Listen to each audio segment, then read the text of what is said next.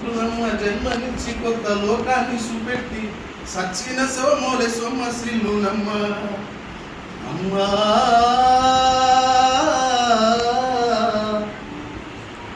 తల్లి గర్భంలో ఉన్నప్పుడు పిల్లోడు అమ్మా నేను ఇక నీ కడుపులో ఉండలేనమ్మా, నేను ఇక బయటకు వచ్చేస్తానమ్మా, బయట ప్రపంచాన్ని చూస్తానమ్మా, నా అన్నని చూస్తానమ్మా, నా నాన్నని చూస్తానమ్మా అన్నప్పుడు తల్లి గర్భాగుడిలో ఉన్నప్పుడు రక్తం ముద్దై ఎదుగుతున్నప్పుడు, తల్లి గర్భాగుడిలో మనం ఉన్నప్పుడు సార్ మనం ఇంత అందంగా లేమంట సార్, మేడం మనం ఇంత అందంగా లేమంట, రక్తం ముద్దలా ఉన్నామంట.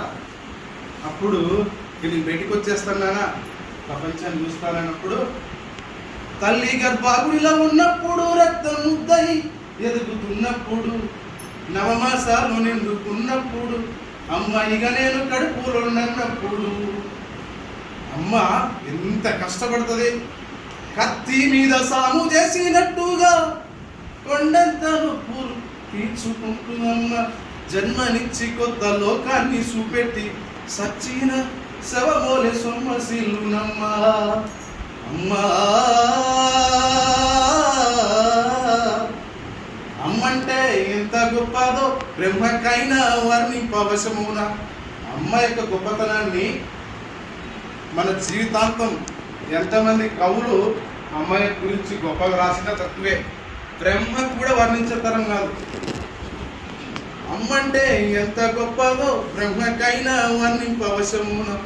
ఎన్ని జన్మలున్న కవుల కలములు అమ్మ ప్రేమను రాసిన తరుగున.